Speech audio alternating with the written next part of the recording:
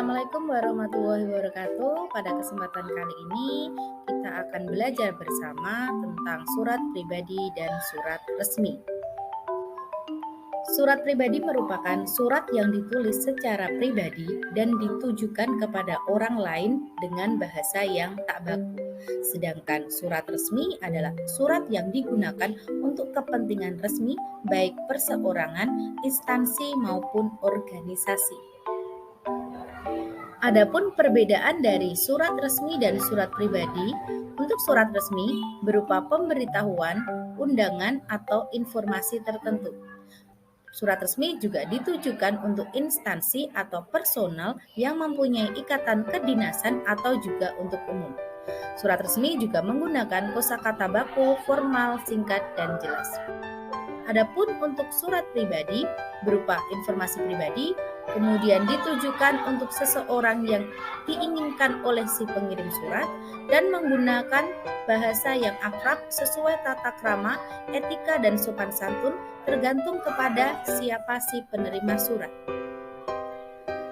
Adapun unsur-unsur surat pribadi dan surat resmi sangat berbeda. Untuk surat pribadi, unsurnya yaitu yang pertama, tanggal surat, yang kedua, tujuan surat, yang ketiga, isi surat. Isi surat itu sendiri berisi pembukaan surat, isi pesan, dan penutup surat. Kemudian ada salam penutup, tanda tangan, dan nama pengirim surat.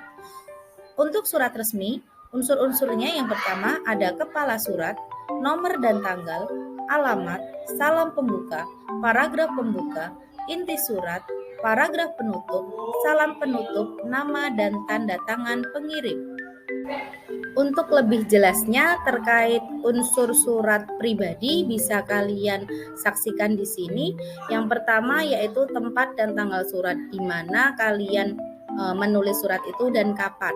Kemudian tujuan surat itu kalian sertakan di sini ditujukan kepada siapa surat tersebut. Kemudian salam pembuka, setelah salam pembuka kemudian ada pembuka surat, biasanya di sini menanyakan kabar. Kemudian ada isi surat, ini menyebutkan tujuan kalian membuat surat. Kemudian ada penutup.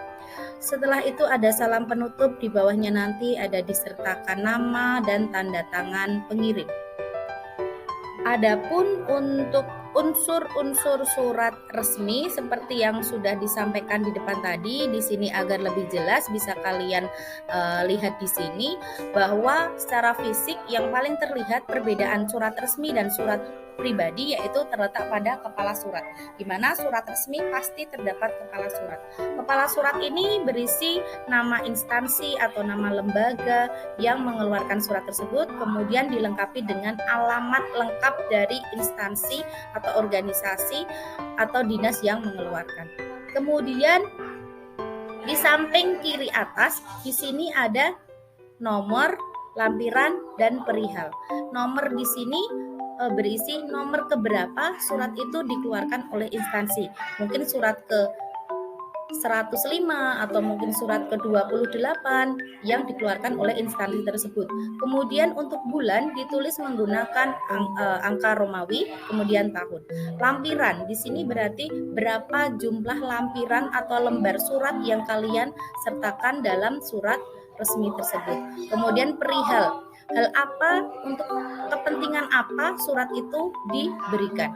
Kemudian di samping kanan sini nanti terdapat tanggal berapa kalian membuat surat tersebut. Kemudian ada alamat untuk ditujukan kepada siapa surat resmi tersebut, YTH, kepada, dan sebagainya. Kemudian ada salam pembuka. Setelah ada salam pembuka ada paragraf pembuka. Di sini biasanya menyampaikan berupa awalan sebelum masuk ke isi dari surat, hal apa yang ingin disampaikan, intinya informasi apa yang ingin dikemukakan. Kemudian ada paragraf penutup. Setelah paragraf penutup nanti akan ada tanda tangan dari bawah sini. itu baik dari sekretaris atau ketua panitia dan yang bertanggung jawab atau mengetahui jika sekolah itu berarti kepala sekolah, jika dinas itu berarti mungkin bisa dinas pendidikan, dinas pertanian, seperti itu, yang bertanggung jawab atau yang memiliki kedudukan paling tinggi di dalam institusi lembaga atau organisasi tersebut. Kaidah kebahasaan atau bahasa-bahasa yang sering kalian temukan nantinya baik di surat pribadi maupun surat resmi. Yang pertama, ragam sapaan. Ragam sapaan di sini ada kata sapaan yang menunjukkan hubungan kerabat, misalnya kakek, nenek, paman, bibi. Ini biasanya digunakan pada surat pribadi. Kemudian kata sapaan berbentuk kata ganti, misalnya kamu, engkau, Anda, tuan, nyonya. Di sini bisa ditemukan baik di surat pribadi maupun surat resmi. Kemudian ada kata sapaan yang menunjukkan rasa hormat, misalnya yang terhormat. Biasanya di sini kalian temukan pada surat resmi. Kata sapaan yang diikuti nama, misalnya saudara Ina, Bapak Ferry, Ibu Ningtia, seperti itu. Kaidah kebahasaan yang kedua yaitu penggunaan pronomina pada surat. Ada pronomina persona, pronomina penunjuk, dan pronomina penanya. Pronomina persona atau kata ganti orang, contohnya diri sendiri, orang pertama, saya, aku, daku, ku, kita, kami.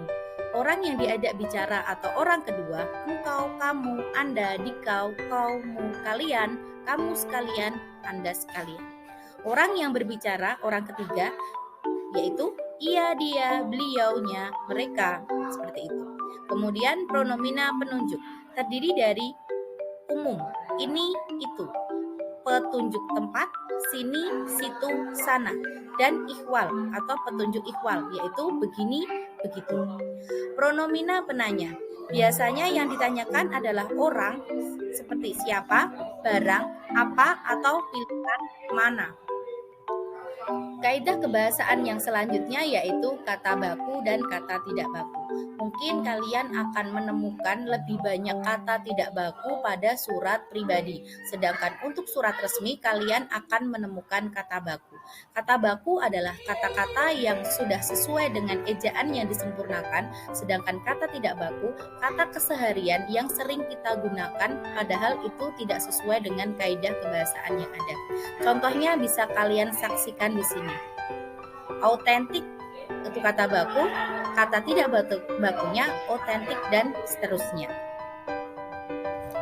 Demikian tadi materi tentang surat pribadi dan surat resmi. Semoga bermanfaat. Kurang dan lebihnya saya mohon maaf. Wassalamualaikum warahmatullahi wabarakatuh.